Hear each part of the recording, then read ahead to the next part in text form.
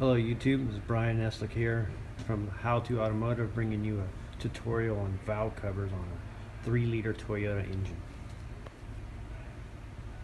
We're going to start by removing the airbox, the engine covers, and intake mount. To remove the air cleaner, you're going to start with the clips.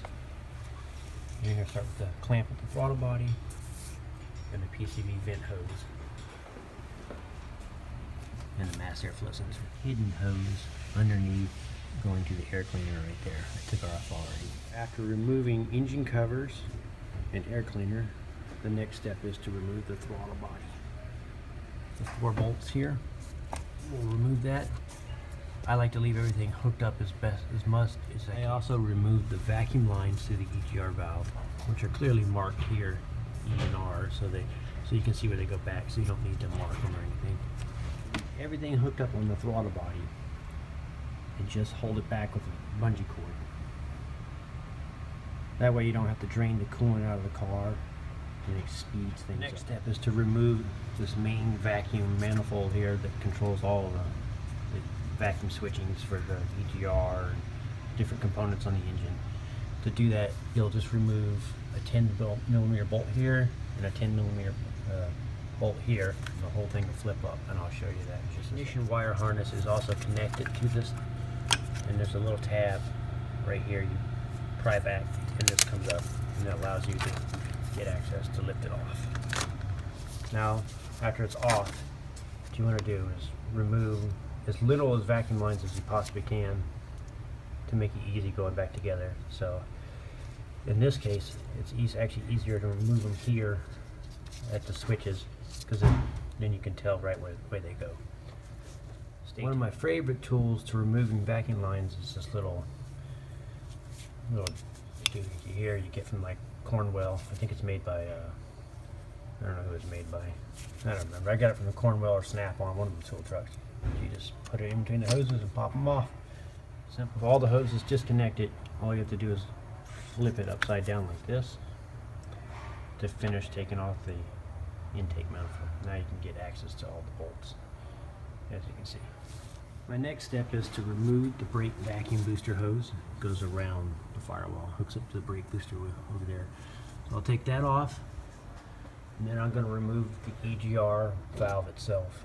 I'm actually just going to remove the bolts and the studs that hold it on, and then on the Toyota you'll need a socket. It looks like, I don't know if you can see this or not on camera, but it's called an inverted torque, and it fits right on the end of the studs, and you can remove the studs out. After removing the bolts and the studs, the EGR now is free. You can pry it back a little bit. That's all you really have to do to get it out. You can leave it in there to get the intake out. So next, what we're going to do is there's a ground strap here on the back of the intake that we're going to take off. In the very back here, there's a bolt here that we're going to take out, and then there's one more brace right here on the intake manifold. We're going to take that bolt out. Okay, I got the ground cables disconnected, the vacuum hose disconnected, the support bracket on the back of the intake disconnected, and the one over here disconnected. The next step we're going to do is we're going to remove the main bolts for the intakes, which are the Allens here and the 14mm at the ends. And one thing I forgot to mention is I don't worry too much about the vacuum lines, because Toyotas have an amazing vacuum diagram on the firewall. Usually, sometimes it's on the hood, and it's very easy to figure out where the lines go. Okay, now I'm going to pull the EGR modulator off like this and set it aside. And on this car, it has a diagnostic connector, data link connector. I'm going to flip this tab, pull it off. Now the intake manifold is ready to be removed. Just lift it straight up and it comes right off. One last thing to mention before the manifold comes off is to remove the PCV valve hose here underneath onto the valve cover. I did have a surprise with a second ground strap on the back of the intake manifold. Now that we got the intake manifold off, we're going to work on removing the valve cover. To do that, we're going to start with removing the ignition wires here, here, and here. They're mounted onto this harness that goes to the coils in the front. And then there's some 10mm bolts that hold the main wiring harness down to the valve cover. We'll remove those and we'll lift everything up. Okay, I've removed all the bolts holding the wiring harness down. They're here, here, and there's one on the sides of each sides of the harness here. And I've also removed the bolts on the front harness too. So now the whole thing will flip up out of the way. It really makes a lot of access to the valve covers, as you can see. And the back harness, it eaves up behind. So now the next step is to remove all the bolts that actually hold the valve cover on. And I'll do that on the front and the rear valve cover. I'll also take out the coils. And I'll be back. After removing the 8 bolts that hold the valve cover down on the front and the rear valve covers, pry it out. And you'll need help from somebody to help hold the wiring harness up out of the way as you remove the valve cover out. Now that you got the valve covers off, the next step is to thoroughly clean the mating surfaces all the way around the cylinder head. And these little cam plugs, or little half moons, you'll have to take these out too. You just pry them out with a pair of pliers. And you have to clean those and silicone those back in. Each cylinder head has a couple of them. For cleaning the cylinder head, you will remove the old gasket here, and you will remove the tube seals here and here. And I just use a screwdriver and pry them out, like a hammer in between the lip here and pry them out. These are the half moons I was telling you about that you got to pry out. There's 2 on each cylinder head, 2 back here. So now that I got everything taken apart, it's time to clean up and go back together. Tip for you, at least on the back valve cover, I recommend using 3M black super weather stripping adhesive.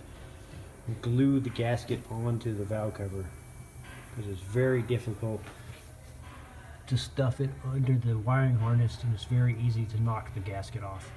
So I recommend gluing the gasket onto the valve cover. The next step is to put a little dab of silicone on the half moons and put them back in their channels, and then put a little dab of silicone on the corners of the cam lobes before you put the valve cover back on. Tip for you is use a mirror and check around the surface of the valve cover and make sure that the gasket did not fall inside or slip out before you tighten all the bolts down. After putting the valve covers back on, it's time to put the wiring harness back in, new gaskets, and put the intake back on. I went ahead and put some new ignition wires and spark plugs in before I put it all back together. I got the intake back on, flipped the wiring harness back over and bolted back on. The intake's well torqued down. Now I'm going to put the vacuum hoses on, the ground straps back on, the bolts for the back of the braces on the back on, and the EGR back on.